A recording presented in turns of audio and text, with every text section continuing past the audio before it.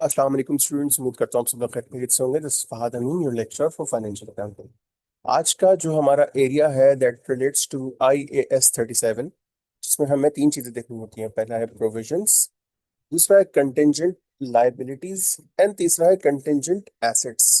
Sir, अब ये provision या कंटिंजेंसीज क्या होती हैं, इन पे हम बात करेंगे इस पूरे स्टैंडर्ड में। इसको किस तरीके से आपने रिकॉर्ड करना होता है, इस पे हम बात करेंगे। व्हाट इफ के ये प्रोविजन मेरे इंक्रीज या डिक्रीज हो रहे हैं तो हम किस तरीके से करेंगे इसको।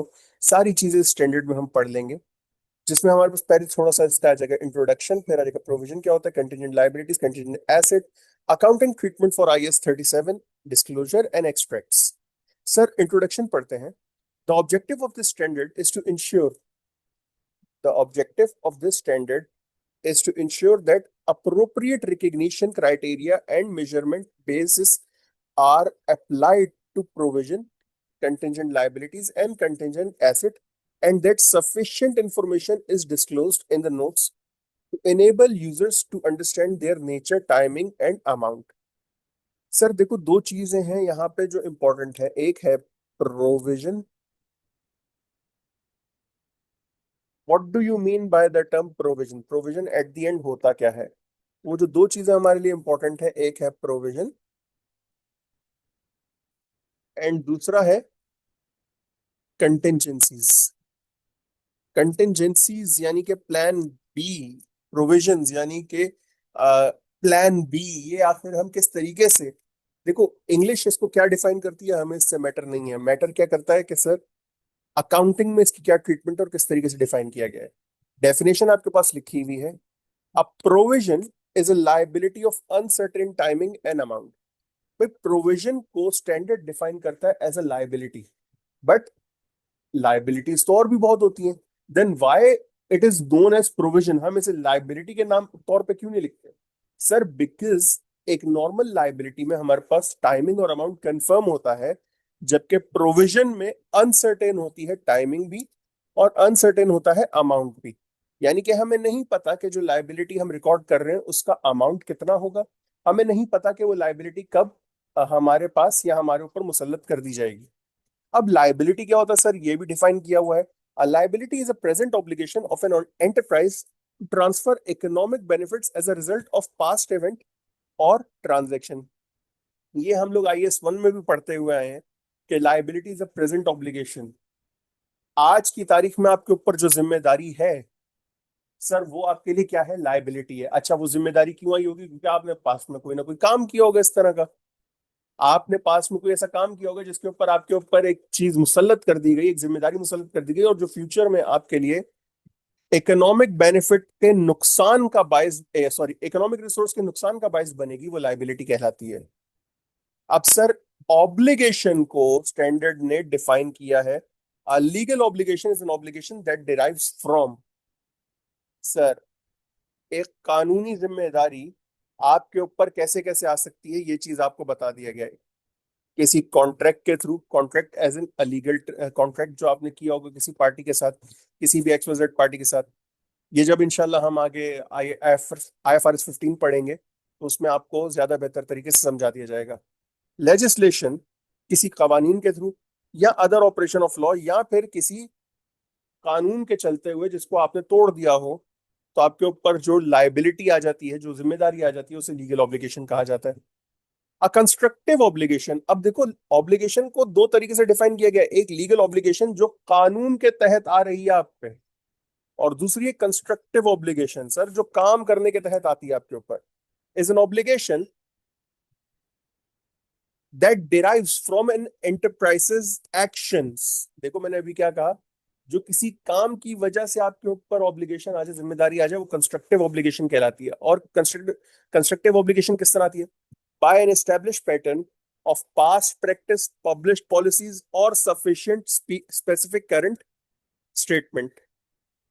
The enterprise has indicated the other parties that will accept certain responsibilities, and as a result, the enterprise has created a valid expectation on the part of those other parties that it will discharge those responsibilities. भाई देखो, सीधी बात है। इसकी example कुछ यूं समझ लेते हैं। आपने एक अदद टीवी परचेज किया, आपने टीवी परचेज किया, उसके साथ आपको 3 साल की वारंटी मिली। अब सर ये जो वारंटी है ना सर, इसका जो क्लेम होगा, ये बेसिकली आपके ऊपर एक कंस्ट्रक्टिव ऑब्लिगेशन है। कंस्ट्रक्टिव ऑब्लिगेशन किस तरह से कि यार अगर 3 साल के अंदर ये खराब होता है किसी भी चीज तरीके से, तो आप हमारे पास लेकर आ सकते हो, हम सही कर देंगे। अब ये वो चीज है जो प्रीवियसली चलती हुई आ रही है। हमें पता है कि अगर मैं 100 टीवी बेचता हूं तो 2 टीवी खराब होकर आ भी सकते हैं मेरे पास। और मुझे ये पता है कि 2 टीवी अगर खराब होकर आ रहे हैं तो उसमें मुझे कितना खर्चा आएगा, और तमाम लोगों को पता है कि इन केस अगर टीवी खराब होता है तो सर हम उसे रिपेयर कर देंगे।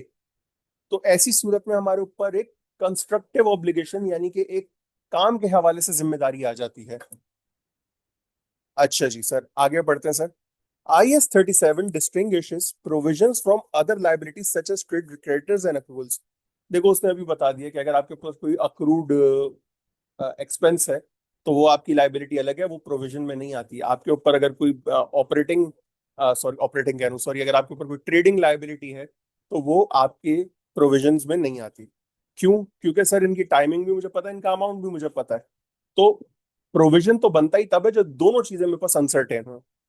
अच्छा sir, a provision should be recognised as a liability in financial statements when, कुछ शराइत हमें बता दी गई हैं। An enterprise has a present obligation, legal or constructive, as a result of past event। भाई मेरे ऊपर आज एक जिम्मेदारी है, वो कानूनी भी हो सकती है और काम के हवाले से भी हो सकती है, जो मुझे पूरी करनी है, तो मैं प्रोविजन बनाऊंगा। It is probable that transfer of economic benefit will be required to settle the obligation. और मुझे नजर आ रहा है कि हाँ भाई अगर खुदा ना खास्ता मेरे ऊपर कोई वारंट, चलो इसको 2 एग्जाम्पल से समझाता हूँ आपको। मैं टीवी सप्लाई करता हूँ पूरे पाकिस्तान में। सर मेरे टीवीज जो हैं वो बड़े बड़े कंटेनर भर भर के जा रहे होते हैं, कराची से पूरे मुल्क में मैं ट्रांसफर करता हूँ, कराची में वो शिप होते हैं, कराची से आगे पूरे मुल्क में मैं कंटेनर भर भर के टीवी भेज रहा हूँ। अब किसी वजह से खुदा ना खास्ता कंटेनर मेरा एक ट्रक पे लोड होके जा रहा था, और during the way towards Karachi to Hyderabad जाते हुए हाईवे पे उसका एक एक्सीडेंट हो जाता है, और उसकी वजह से जो गाड़ी जिससे वो टकराया था या जिस गाड़ी के साथ उसका एक्सीडेंट हुआ है, उस गाड़ी के डैमेजेस का क्लेम आ जाता है। अब देखो होता क्या है, 2 चीजें इसको समझ लेना। एक तो ये है कि गलती गाड़ी वाले की थी, मैं ये साबित कर दूं तो मुझ पे कोई क्लेम नहीं आएगा। दूसरा ये है कि अगर मुझे पता है कि गलती मेरी है फिर भी मैं केस लड़ता हूं कि यार किसी तरीके से ये साबित कर दो कि गलती गाड़ी वाले की है, तो मुझ पे क्लेम नहीं आएगा। तो टेक्निकली यहाँ पे अब यूं समझ लो कि मेरे पास 1% से लेके 50% तक चांसेस हैं, फिर मेरे पास 50% से लेके 90% तक चांसेस हैं, फिर मेरे पास 90% से लेके 100% तक के चांसेस हैं। ये 3 चीजें मुझे देखनी होती हैं।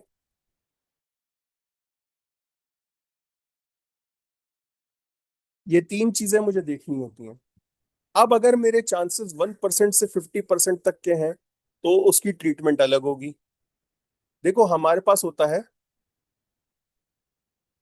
पॉसिबल, हमारे पास होता है प्रोबेबल, हमारे पास होता है वर्चुअली, सर्टेन, और एक चीज होती है जिसे हम कहते हैं रिमोट। अब कहाँ पे मुझे प्रोविजन रिकॉर्ड करना है, कहाँ पे मुझे लाइबिलिटी रिकॉर्ड करनी है, और कहाँ पे मुझे अपना एक पूरा सिर्फ नोट्स में दिखा देना है। क्योंकि देखो IS-37 जो है वो चलता है प्रूडेंस कॉन्सेप्ट पे, और प्रूडेंस कॉन्सेप्ट बहुत बेसिक सी बातें करता है कि अपनी लाइबिलिटी और एक्सपेंस को कभी अंडर स्टेट नहीं करना, अपने एसेट और इनकम को कभी ओवर स्टेट नहीं करना। दूसरी बात जो प्रूडेंस कहता है वो ये कि जहां तुम्हें खदशा नजर आए कि सर ये खर्चा हो सकता है, उसे रिकॉर्ड कर दो। लेकिन जब तक तुम्हारा इनकम या रेवेन्यू या एसेट रियलाइज ना हो जाए उसे रिकॉर्ड नहीं करो। तो सर हमें यही चीज को जेरे गौर रखते हुए अपना IS-37 को लेके चलना पड़ता है। अब अगर मेरे पास प्रोबेबल चांसेस हैं कि सर मेरे ऊपर ये खर्चा आ सकता है, अगर मेरे पास प्रोबेबल चांसेस है कि मेरे ऊपर ये खर्चा आ सकता है, तो sir I will record a provision. I will record a provision.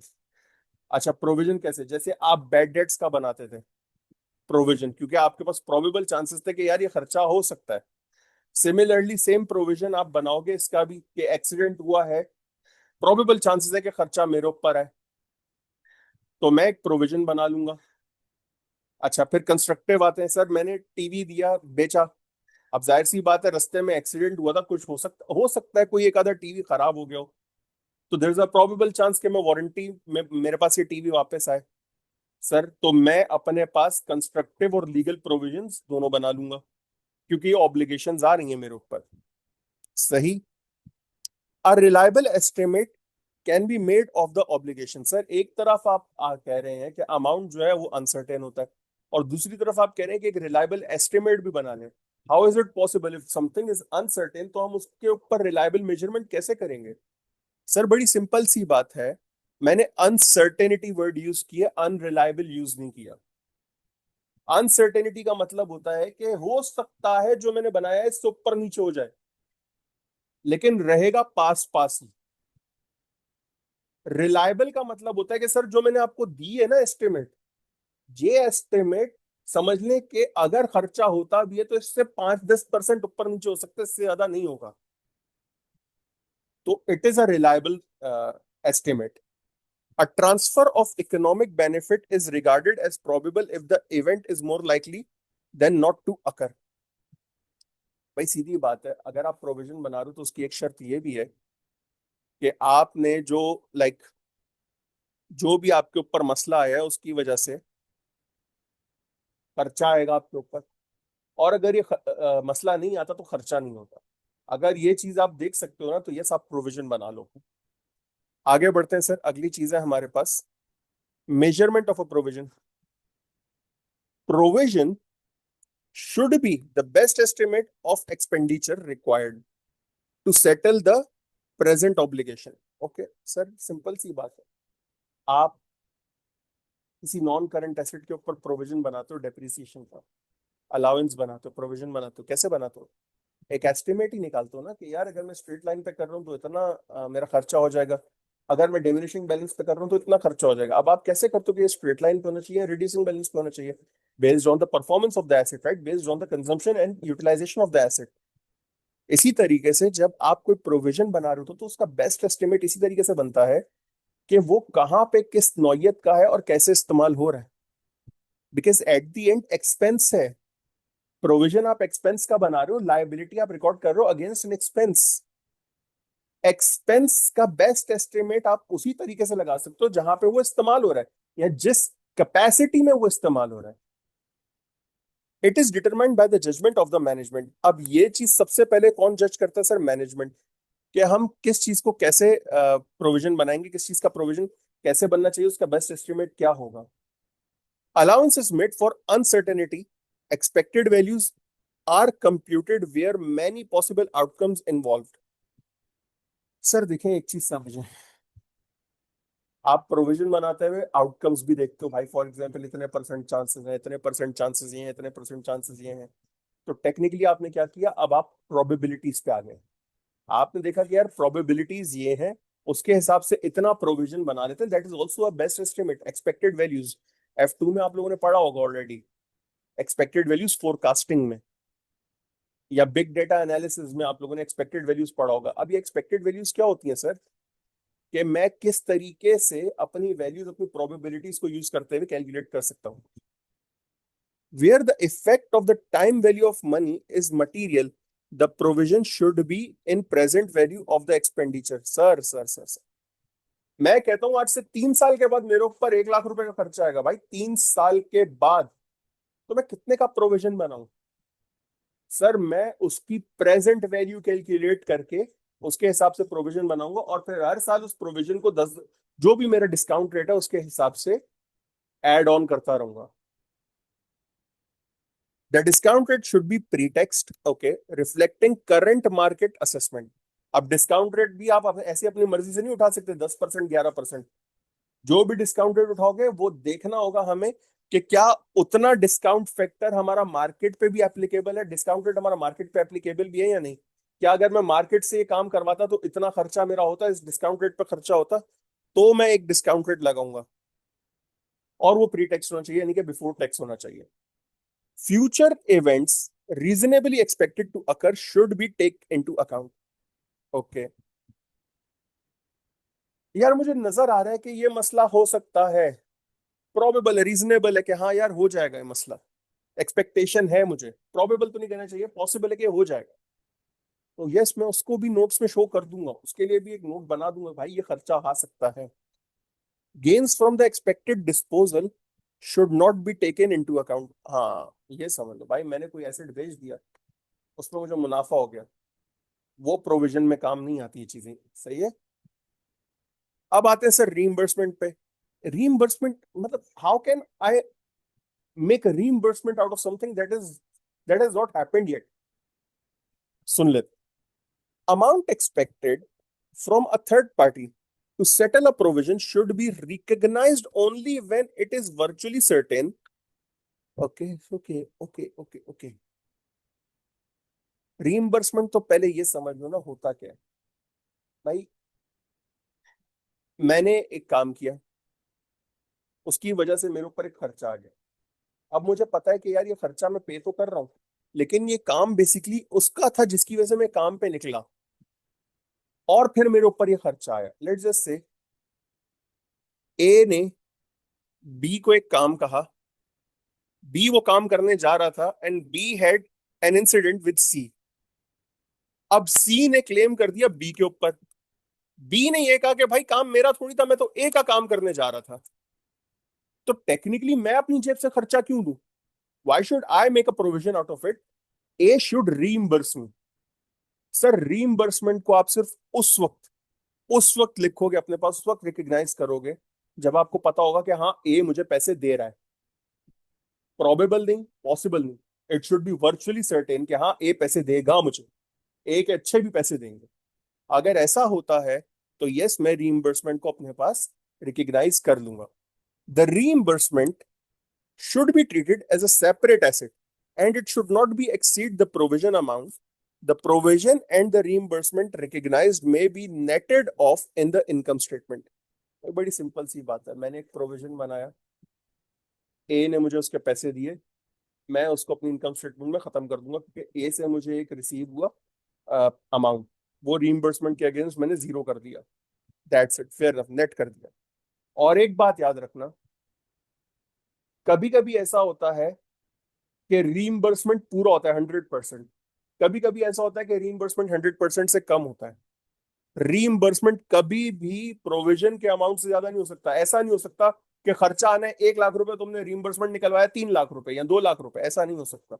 मतलब पाकिस्तानी तो कुछ भी कर सकते हैं, लेकिन टेक्निकली प्रोविजन ये कहता है कि जितना, सॉरी, स्टैंडर्ड ये कहता है कि जितना प्रोविजन बना है उतना ही रीइंबर्समेंट होना चाहिए, उससे ज्यादा रीइंबर्समेंट नहीं हो सकता। सर अगली चीज है हमारे पास चेंजेस इन प्रोविजन। सर अब ये समझिएगा जरा, why do we need change in provision और कब करना चाहिए। चले वाई को तो छोड़ दें, हमें पता है कि प्रोविजन ऊपर नीचे होता है, हमने बैड डेट में पढ़ा था कि अलाउंस फॉर बैड डेट जब हम बनाते हैं तो कभी कभी ज्यादा हो जाते हैं, कभी कम होते हैं, तो प्रोविजन मेरा चेंज हो जाता है। लेकिन सर सवाल ये है कि प्रोविजन चेंज कब करना चाहिए। यहां पे स्टैंडर्ड हमें कहता है that provision should B renewed at each balance sheet date and be reversed if transfer of economic benefit is no longer probable। भाई सिंपल सी बात है, वो कह रहे कि अगर तुम्हें नजर आता है कि तुम्हारा नुकसान है, अगर तुम्हें नजर आ रहा है कि तुम्हारा नुकसान है तो तुम प्रोविजन बनाओ।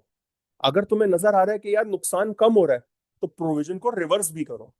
सिर्फ जबरदस्ती प्रोविजन नहीं बनवा रहा आपसे, बल्कि उस प्रोविजन को आपसे रिवर्स भी करवा रहा है, क्योंकि उसे पता है कि भाई खुदा ना खास्ता कुछ ऊंच नीच हो जाती है कभी कभी। आप वैसे ही एक अनसर्टेन चीज का प्रोविजन बना रहे हो, एक अनसर्टेन अमाउंट का प्रोविजन बना रहे हो, अमाउंट ऊपर नीचे हो जाता है, तो आप उसे क्या करोगे, चेंज कर दोगे। Sir use of provision, provision कहाँ कहाँ यूज होना चाहिए? A provision should be only be used for expenditure for which it was originally recognized. Sir simple सी बात है, मैंने वारंटी क्लेम का प्रोविजन बनाया, मैं उसे वारंटी के अगेंस्ट ही यूज करूंगा। मैंने बैड डेट का प्रोविजन बनाया, मैं उसे बैड डेट के अगेंस्ट ही यूज करूंगा। मैंने डेप्रीसिएशन का प्रोविजन बनाया, मैं उसे डेप्रीसिएशन के अगेंस्ट ही यूज करूंगा। ऐसा नहीं हो सकता कि मैं डेप्रीसिएशन का प्रोविजन जो है वो मैं किसी बैड डेट के अगेंस्ट चला रहा हूँ, या बैड डेट का प्रोविजन जो है मैं वारंटी के अगेंस्ट चला रहा हूँ। ऐसा नहीं है। प्रोविजन कभी भी जनरलाइज नहीं होता, जनरल प्रोविजंस नहीं होते। Provision is specifically attributable to a specific expenditure. भाई आप अपने घर में प्रोविजन बनाते हो, फॉर एग्जाम्पल कि यार गर्मियां आने वाली हैं, एसी चलेगा, बिल ज्यादा आएगा, तो आप पहले से प्रोविजन बना के रखते हो ना कि यार बिजली के बिल के लिए पैसे संभाल के रखो। उसे आप इस्तेमाल कहाँ करोगे? पहली आपकी प्रायोरिटी क्या है कि उसे बिजली के बिल में ही इस्तेमाल करना है। हाँ, अगर बिजली का बिल आपके सेविंग से ऊपर नीचे हो जाता है तो फिर आप कहीं और भी इस्तेमाल कर लेते हो, या उसे कैरी फॉरवर्ड कर लेते हो अगले महीने। भाई इसी तरीके से प्रोविजन चलता है। जिस चीज का आपने प्रोविजन बनाया वो वहीं पे इस्तेमाल होगा, और उसके बाद अगर वो प्रोविजन आपका बच जाता है या एक्स्ट्रा लग जाता है तो वो फिर आपके ऊपर है कि आप उसे किस तरीके से ट्रीट करते हो। अगर ज्यादा बनना है प्रोविजन तो एक्स्ट्रा प्रोविजन बनाओ, अगर प्रोविजन कम करना है तो कम कर दो या कैरी फॉरवर्ड कर दो। That's entirely up to you. Future operating losses, provision should not be recognised for a future operating loss. Okay भाई, फिर मुझे नजर आता है कि आज से 2-2.5 साल के बाद मैं जो काम आज कर रहा हूँ, 2-2.5 साल के बाद मेरे लिए इस काम में नुकसान होगा, तो क्या उसका मैं प्रोविजन अभी से क्यों भाई, क्यों बनाए प्रोविजन? उसका लॉस 2-2.5 साल के बाद एक्सपेक्टेड है। मैं 2-2.5 साल बाद होने वाली चीज पे अभी से क्यों अपना दिमाग खपाऊं? भाई बड़ी सिंपल सी बात है, ये आपका ऑपरेटिंग लॉस है, कारोबार का मसला है ये कारोबारी लॉस है। इसका प्रोविजन नहीं बनता कभी भी। प्रोविजन बनता है उन चीज का जो अनसर्टेन हो। आपको पता है, वर्चुअली सर्टेन है कि यार जो मैं काम आज यूज कर रहा हूं ये 2 साल के बाद एआई कर देगा, तो लोग मुझसे काम नहीं करवाएंगे। That is your operating loss. तो ऐसी सूरत में मैं प्रोविजन नहीं बना सकता। प्रोविजन वहां बनता है जहां मैं कर रहा हूं काम, ऑर्डिनरी कोर्स ऑफ बिजनेस में काम कर रहा हूं, और कोई अनएक्सपेक्टेड चीज आ जाए जिसका मुझे इल्म ही नहीं था, वहां मैं प्रोविजन बनाता हूं। या कोई ऐसी एक्सपेक्टेड चीज आ जाए जिसकी टाइमिंग और अमाउंट अनसर्टेन है, वहां मैं प्रोविजन बनाता हूं। सर ऑनरस कॉन्ट्रैक्ट, ये ऑनरस होता है, अक्सर लोग इसको वनरस पढ़ते हैं भाई। It's onerous contract. Onerous contract क्या होता है सर? एक ऐसा कॉन्ट्रैक्ट जहां पे आपको फायदे से ज्यादा नुकसान हो रहा हो। कभी कभी बंदा भाई बंदी में कर देता है ना, फायदे से ज्यादा नुकसान में काम कर लेता है। तो an onerous contract is a contract in which the the unavoidable cost of the meeting the obligation under the contract exceeds the economic benefit expected to be received under it। यार देखो, नॉर्मली कारोबारी बंदे की अगर बात करें तो यार अपने तजुर्बे से आपको बता रहा हूँ, कारोबारी बंदा अगर आपको बोल रहा है ना कि मुझे नुकसान हो रहा है इसमें, नहीं हो रहा नुकसान। सही है, वो कारोबार करने बैठा है, वो अब्दुल सत्तार ईदी या रमजान छिपा नहीं है भाई। नहीं होता नुकसान किसी को, हर बंदे को फायदा होता है। लेकिन ये समझ लो, कभी कभी ऐसा होता है कि मेरा फायदा उतना नहीं होता जितना मैंने एक्सपेक्ट किया होता है, तो टेक्निकली मैं क्या बोलता हूँ, यार इसमें फायदे से ज्यादा नुकसान हो रहा है मुझे, वारे में नहीं आ रहा। तो ऐसी सूरत में जहां हमें नजर आ रहा है कि यार मेरा जो कॉस्ट है कॉन्ट्रैक्ट की ऑब्लिगेशन को फुलफिल करने के लिए, वो ज्यादा है as compare to the benefits I am receiving from it, या as compare to the consideration I am receiving from it, तो वहां आप एक प्रोविजन बना सकते हो। सही। The present obligation under the onerous contract should be recognized and measured as a provision. यहाँ पे देखो बोला गया कि आप बना सकते हो। अब यहाँ पे क्या क्या है प्रोविजन की पॉसिबिलिटीज, वो है वारंटी, एनवायरमेंटल कंटेमिनेशन, डीकमीशनिंग और abandonment cost, restructuring. Okay sir, warranty आपको पता है, मैंने मोबाइल बेचा, मोबाइल की 1 साल की वारंटी थी, क्लेम आ गए। सैमसंग गैलेक्सी एस सीरीज में, आई बिलीव S7 था या S8 था, जिसमें सबसे ज्यादा मसला हुआ था और सैमसंग को एक अच्छा खासा नुकसान उठाना पड़ा था। लोगों के फोन की बैटरी जल रही है पड़े पड़े, मतलब फोन चार्जिंग पे लगाए बैटरी जल गई। लोग जहाज में फोन लेके चले गए, जहाज में जेब में रखे रखे बैटरी जल गई। तो ऐसी सूरत में बहुत सारे वारंटी एंड डैमेज क्लेम्स आए थे। ये ऑनरस कॉन्ट्रैक्ट था जहां पे सैमसंग को फायदे से ज्यादा नुकसान हो रहा था। एनवायरमेंटल कंटेमिनेशन, सर आप अक्सर देखते हो ये जितने भी आपके जैसे ईंट बनाने की जो फैक्ट्री होती है, भट्टी जिसे आप बोलते हो, ईंट की भट्टी के ऊपर से देखो कितना धुआं निकल रहा होता है। तो ये डैमेज हो रहा है एनवायरमेंट को।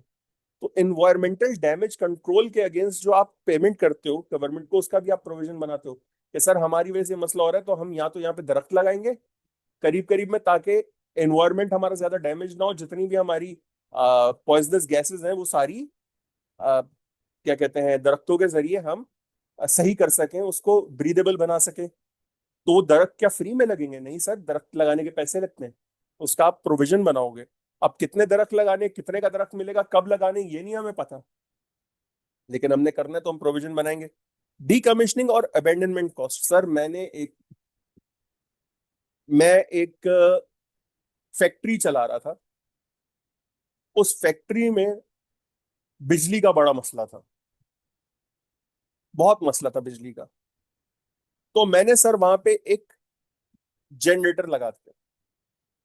अब जनरेटर लगाने के लिए हुआ क्या कि मुझे जितना बड़ा पावर जनरेटर चाहिए था फैक्ट्री लगाने के लिए, उसके लिए मुझे गवर्नमेंट स्पेस को ऑक्यूपाई करना पड़ा। गवर्नमेंट ने मुझे अलाउ कर दिया इस शर्त के साथ कि सर ये जनरेटर की लाइफ है 20 साल। 20 साल के बाद आप जब ये जनरेटर यहां से उठाओगे तो मुझे ये पूरा डीकमीशन करके रिस्टोर करके देना है आपने। इसका भी प्रोविजन बनेगा। आखिर में आते हैं रीस्ट्रक्चरिंग। अब सर रीस्ट्रक्चरिंग क्या है इसको जरा समझ लेते हैं। रीस्ट्रक्चरिंग को IAS 37 ने बाकायदा डिफाइन किया है। अ programme that is planned and controlled by management and materially changes either the scope of a business undertaken by an enterprise, the manner in which the business is conducted.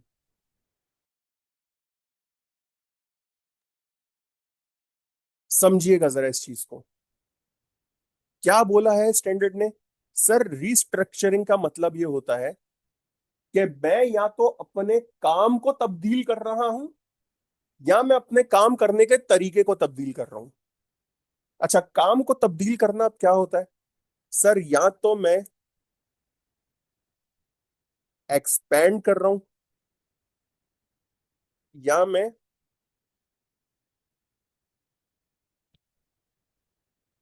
Discontinue कर रहा हूं। या तो मैं expand कर रहा हूं या मैं डिसकंटिन्यू कर रहा हूं। अब ऐसी सूरत में आपने कारोबार अगर बढ़ा दिया, आपने नई ब्रांच खोल ली, तो डेफिनेटली आपका रिस्ट्रक्चर हो गया बिजनेस। अगर आपने कोई ब्रांच बंद कर दी तो ऐसी सूरत में आपका बिजनेस रिस्ट्रक्चर हो गया। क्यों? नई ब्रांच खोलोगे, नए बंदे चाहिए होंगे, नए बंदे रखोगे या पुराने बंदों को वहां भेजोगे। पुरानी ब्रांच बंद करोगे तो पुरानी ब्रांच के जो बंदे हैं उनको कहीं ना कहीं रीअसाइन करना पड़ेगा। ये सारी चीजें किस में आती है? रिस्ट्रक्चरिंग में आती है। सही, इसका प्रोविजन बनाना होता है। IAS gives the following examples of events that may fall under the definition of restructuring. The sale or termination of a line of business। भाई सीधी बात है, सीधी बात। पिज्जा हट, बर्गर किंग, दोनों पाकिस्तान में बंद हो गए, खत्म, डिसकंटिन्यू, बेच दिए। रिस्ट्रक्चर। पैनाडोल किसी जमाने में GSK में बनती थी, अब GSK ने पैनाडोल को आउटसोर्स कर दिया। तो उन्होंने क्या किया, बेसिकली सेल कर दिया अपनी लाइन ऑफ बिजनेस को कि भाई तुम बना के दो हमें। That is also restructure. The closure of business location in a country or region, the relocation of a business activities from one country or region to another। मैंने अभी आपको एग्जांपल दी थी बर्गर किंग और पिज्जा हट की, जिन्होंने पाकिस्तान में अपने ऑपरेशंस बंद कर दिए। That is also restructuring. Changes in management structure, for example the elimination of a layer of management. Sir पहले मेरे पास क्या था? Junior manager, senior manager, HOD, sorry junior manager, senior manager, head of department, directors. मैंने बीच में से HOD वाला system ही हटा दिया पूरा। भाई सीनियर मैनेजर जो है ना, बेसिकली जो जनरल मैनेजर है आपका डिपार्टमेंट का या डिपार्टमेंट का जो मैनेजर है, वो डायरेक्टर के पास डायरेक्ट जा सकता है। मैंने वो हेड ऑफ डिपार्टमेंट वाली कहानी निकाल दी बीच में से। तो मैंने अपने बिजनेस को रिस्ट्रक्चर कर दिया। Fundamental reorganization that have a material effect on the nature and focus on the enterprises operations. Sir, Kababjees की एग्जांपल लेते हैं। कबाबजीज जो है वो एक रेस्टोरेंट बना था। फिर उसके बाद कबाबजीज ने किया क्या कि यार उन्होंने देखा कि रेस्टोरेंट जो है वो मैं हर जगह नहीं खोल सकता। तो कबाबजीज ने शुरू किया अपने पास कबाबजी एक्सप्रेस। अब कबाबजीज एक्सप्रेस जो है वो कबाबजीज ने इतनी जगह पे लगा खोल दिया कि लोगों के लिए कबाबजीज के कुछ आइटम्स इजीली अवेलेबल हो गए। फिर उन्होंने बेकर्स शुरू किया। फिर उन्होंने पिज्जा शुरू किया। तो सर अब कबाबजीज ने किया क्या? कबाबजीज ने अपने आप को इतना कॉमन कर दिया हर जगह पे कि लोगों को अगर कबाबजीज जाना है तो वो बेकर्स भी जा सकते हैं, वो एक्सप्रेस पे भी जा सकते हैं, वो पिज्जा भी खा सकते हैं कबाबजीज का। हाँ, कुछ फाइन डाइन कुजीन्स है उसके लिए आपको कबाबजीज जाना पड़ेगा, दैट इज मजबूरी। लेकिन उन्होंने कबाबजीज टेक्निकली रेंज में कर दिया सबके, दैट इज ऑल्सो रिस्ट्रक्चरिंग। सही। अब ये एक मटेरियल इफेक्ट था नेचर और फोकस पे। पहले उनका फोकस क्या था? हम रेस्टोरेंट चलाएंगे। अब उनका फोकस क्या है? मुझे मार्केट को घेरना है। अब उनका फोकस क्या है कि मुझे मार्केट को घेरना है। और फिर उसके बाद कबाबजीज आखिर में कहां पर आया?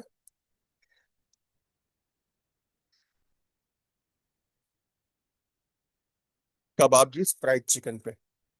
और सर फ्राइड चिकन पे जब कबाबजीज आया तो कबाबजीज ऐसे ब्रांचेस खोल रहे हैं कि जहां खाली दुकान मिली वहां कबाबजीज खोल दिया उन्होंने। फोकस तब्दील हो गया ना। पहले फोकस क्या था कि I need to like run a restaurant. House of Mandi था पहले, कबाबजीज था नॉर्मल, एक हाईवे पे एक दो दरिया पे। फिर हाउस ऑफ मंदी आया। हाउस ऑफ मंदी के बाद कबाबजीज एक्सप्रेस, बेकर्स पिज्जा, और फिर फाइनली कबाबजीज फ्राइड चिकन।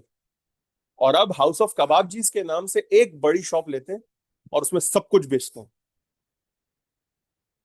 फोकस क्या है? To target an entire audience. उसके लिए उन्होंने अपने बिजनेस को मटीरियली एक्सपेंड किया, चेंज किया। मटीरियल इफेक्ट आया, दैट इज रिस्ट्रक्चरिंग। इसका प्रोविजन बनता है। सर प्रोविजन की रिकग्निशन कैसे होती है? सर अब जरा ये देख लेते हैं। A provision for restructuring cost is recognized only when the general recognition criteria for provisions are met. In this context, a constructive obligation to restructure arises only when an enterprise has a detailed formal plan for the restructuring, identifying at least the business or part of business concerned, the principal location affected, the location functions, and appropriate number of employees who will be compensated for terminating their services, the expenditure that will be undertaken when the plan will be implemented. Okay sir, कुछ चीजें उन्होंने बता दी हैं, ये आप एक दफा पढ़ लीजिएगा। सारी चीजें आपको ऊपर भी समझा दी हैं मैंने। पहले आपको ये बताना होगा कि जो बिजनेस मैं बंद कर रहा हूँ या बढ़ा रहा हूँ कहाँ पे इफेक्ट होगा, कौन कौन सी लोकेशन उससे उसके जद में आएगी। सही। फिर कौन कौन से लोग हैं जिनको या तो मैं टर्मिनेट कर दूंगा, सीधी बात है। कौन कौन से खर्चे हैं जो मुझे करने पड़ेंगे ये सारी चीजों को कंप्लीट करने के लिए। और मैं इंप्लीमेंट अंदाजन अंदाजन कब इंप्लीमेंट कर दूंगा, मैं ये प्लान अपना कब इंप्लीमेंट कर दूंगा अंदाजन, ये चीज मुझे बतानी होती है। क्योंकि अनसर्टेन ना, प्रोविजन का तो मतलब ही अनसर्टेनिटी है। तो मैं ये सारी चीजें देख के अपने रिस्ट्रक्चर को क्या कर दूंगा, प्रोविजन के तौर पे रिकॉर्ड कर दूंगा। या फिर has raised a valid expectation in all those affected that it will carry out the restructuring by stating to implement that plan on announcing its main feature to those affected by it. तो पहली चीज क्या थी? Had a detailed formal plan for the restructuring identifying. या फिर दूसरा क्या है? when an enterprise has raised a valid expectation in those affected that it will carry out the restructuring by stating to the implement by starting to implement that plan or announcing its main feature to those affected by it। या फिर उन लोगों को बता दो जिनका नुकसान इसमें होना है सबसे ज्यादा। भाई एक छोटी सी एग्जांपल लेते हैं। एक कॉलेज है, एक कॉलेज है, उसने एसी से शुरू किया, बड़े जोर से शुरू किया एसीसी के, सर यूके प्रोग्राम है, हम शुरू कर रहे हैं सर। और फिर 6 महीने के बाद उनको अंदाजा हो गया कि भाई ये हमारे बस की नहीं है, और उन्होंने एसीसीए बंद कर दिया। तो उनके पास दो चीजें हैं, या तो वो मार्केट में अनाउंस कर दें भाई हम एसीसीए बंद कर रहे हैं, या एटलीस्ट उन लोगों को बता दें जो डायरेक्टली इफेक्ट होंगे उससे, जैसे कि वहां के टीचर्स, वहां के स्टूडेंट, वहां का एडमिनिस्ट्रेशन। ये चीज होती है रिस्ट्रक्चरिंग में, और फिर आप प्रोविजन बना सकते हो, क्योंकि आप ऐसे 11th आवर पे किसी को नहीं बोल सकते कि भाई कल से नहीं आना। आपको सारी चीजें बतानी पड़ती हैं ताकि सामने वाला भी अपनी तैयारी करे, और आपको भी पता हो कि यार मुझे इतनी चीजों का इतना खर्चा आएगा, तो मुझे वो सारी चीजें देखनी पड़ेंगी। फॉर एग्जाम्पल, अभी मैंने आपको एग्जाम्पल दी, एसीसीए बंद हो रहा है, तो सर ये एसीसीए बंद होने की वजह से क्या होगा, प्रोविजन किस किस चीज का होगा? जो फीस मैंने बच्चों से लिए, क्या पता मुझे रिटर्न करनी पड़े, तो सर रिफंड का जो भी अमाउंट होगा उसका प्रोविजन बनेगा, सारी चीजें होंगी। फिर जो एम्प्लॉय मेरे परमानेंट थे उनको मैं बोलूंगा भाई कल से आप नहीं आ रहे, तो सर उनको मुझे एक एक दो दो महीने की सैलरी देनी पड़ेगी, दैट इज ऑल्सो प्रोविजन। तो इस तरीके से होता है। Where the restructuring involves the sale of an operation, then IS 37 states that no obligation arises until the enterprise has entered into a building sale agreement. Okay. This is because until it has occurred, the enterprise will be able to change its mind and withdraw from the sale, even if its intention to have been announced publicly. Okay. बड़ी simple सी बात है, जब GSK ने Panadol outsource करने की बात की, जीएसके ने जब तक आउटसोर्स कर नहीं दिया, IS 37 कहता है तब तक प्रोविजन नहीं बनेगा। क्यों? कल को जीएसके का मूड बदल गया कि यार नहीं, मैं पैनाडोल आउटसोर्स नहीं कर रहा भाई, मेरी कॉस्ट बहुत कम आती है, पैनाडोल बहुत अच्छे बिकती है, बहुत ज्यादा बिकती है, मेरा फायदा ही फायदा है। मूड बदल गया ना भाई। मूड स्विंग्स का पता थोड़ी होता है डायरेक्टर्स को। रात को ख्वाब देखते हैं, सुबह उठ के बोलते हैं ये कर दो। तो IS 37 ये कहता है कि भाई कुछ पता नहीं होता कब किसका मूड बदल जाए, ऐसी सूरत में हम प्रोविजन रिकॉर्ड नहीं करेंगे जब तक कि हमारे पास वो चीज प्रोबेबल ना हो। Sir, cost to be included within restructuring provision. 2 minute देना यार, अजान हो जाए, फिर उसके बाद जरा आगे बढ़ते हैं। अच्छा सर, अजान खत्म हो गई है, अब आगे बढ़ते हैं। Sir, cost to be included within restructuring provision.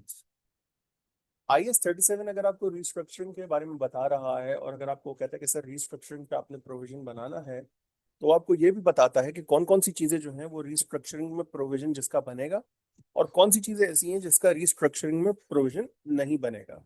Sir, पहली चीज जो कि IS 37 आपको कहता है, ने अच्छा, IS 37 states that a restructuring provision should include only the direct expenditure arising from the restructuring, which are those that are okay। Simple अल्फाज में, वो खर्चे जो रिस्ट्रक्चरिंग की वजह से आपको करने पड़ रहे हैं, मतलब अगर रिस्ट्रक्चरिंग ना होती तो आपको वो खर्चे नहीं करने पड़ते, उनका आप प्रोविजन बनाओगे। लेकिन उसमें भी कुछ ऐसे खर्चे हैं जिनका प्रोविजन नहीं बनेगा, और वो कौन से हैं, ये भी मैं आपको बता देता हूं अभी। पहली चीज, नेसेसरीली इंट्रेल्ड बाय द रिस्ट्रक्चरिंग, यानी कि रिस्ट्रक्चरिंग होने की वजह से ये खर्चा जरूरी हो गया। मतलब अगर मैं रिस्ट्रक्चरिंग नहीं करता तो ये खर्चा कभी भी मुझ पर नहीं आता, अब मैं कर रहा हूं और ये खर्चा किए बगैर मैं रिस्ट्रक्चरिंग कर ही नहीं सकता, तो सर इसका प्रोविजन बनेगा। Not associated with the ongoing activities of the enterprise, या फिर वो खर्चे जिनका ऑर्डिनरी कोर्स ऑफ बिजनेस से कुछ लेना देना ना हो, रिस्ट्रक्चरिंग के होने की वजह से वो खर्चे आपके हो रहे हैं, तो यस, वो उसका प्रोविजन आप बनाओगे। अब सर उन खर्चों पर आते हैं जो होते तो है रिस्ट्रक्चरिंग की वजह से, लेकिन उनका प्रोविजन नहीं बनता। The following cost should specifically not be included within restructuring provisions. Retraining और रीलोकेटिंग कंटेनिंग स्टाफ। सर देखो, मैंने एक ब्रांच बंद कर दी, मैंने वहां के स्टाफ को बोला भाई आपको मैं नहीं निकाल रहा, सिर्फ ये ब्रांच बंद हो रही है, आप लोग अब दूसरी दूसरी ब्रांचेस में चले जाओगे। अब दूसरी ब्रांच में उनको रीलोकेट करने का जो भी खर्चा है वो रिस्ट्रक्चरिंग में नहीं आता। क्यों नहीं आता सर? क्योंकि ये करंटली एम्प्लॉयज हैं बिजनेस के। अगर ये बिजनेस के एम्प्लॉयज ना होते, या इनको आप निकाल चुके होते, तो इनका जो भी खर्चा था वो क्या था? रिस्ट्रक्चरिंग का था। लेकिन सर क्योंकि ये बिजनेस के एम्प्लॉयज हैं अभी भी, तो ये आपके प्रोविजन में शामिल नहीं होगा। मार्केटिंग, सर आप अपने बिजनेस को बढ़ा रहे हो या अपने बिजनेस का काम करने का तरीका चेंज कर रहे हो, या आप कोई नया प्रोडक्ट लॉन्च करते हो, तो आप क्या बोलते हो कि सर ये मैंने प्रोडक्ट लॉन्च किया, इसकी मार्केटिंग कर रहे हो, सारी चीजें, इसका प्रोविजन नहीं बनता, ये बिजनेस का खर्चा, ऑपरेटिंग एक्सपेंस है। Investment in new systems and distribution networks, sir आपने कुछ नए नॉन करंट एसेट्स खरीदे, कुछ लोगों के साथ आपने एमओयूज एग्रीमेंट साइन किए कि भाई हम आपके साथ इस तरीके से काम करेंगे, तो सर वो आपके लिए एक एसेट बन गया, वो आपका प्रोविजन नहीं है। प्रोविजन उनका बनता है जो माजी की वजह से आपके ऊपर ऑब्लिगेशंस हैं, ये तो आप फ्यूचर में इनसे फायदा हासिल करोगे, तो ऑब्लिगेशन कैसी, तो इनका प्रोविजन नहीं बनेगा। इस लेक्चर को मैं यहीं तक रोकता हूँ। आई बिलीव आप सबको प्रोविजंस जो है वो प्रॉपर्ली समझ आ गया होगा। इंशाल्लाह जो हमारा अगला लेक्चर होगा उसमें हम अपनी contingent liabilities and contingent assets पे बात करेंगे, and how to record them, इस पे बात करेंगे। तब तक के लिए अपना ख्याल रखिएगा, बहुत सारी दुआ में याद रखिएगा। इंशाल्लाह आप लोगों से नेक्स्ट लेक्चर में मुलाकात होती है। अल्लाह हाफिज।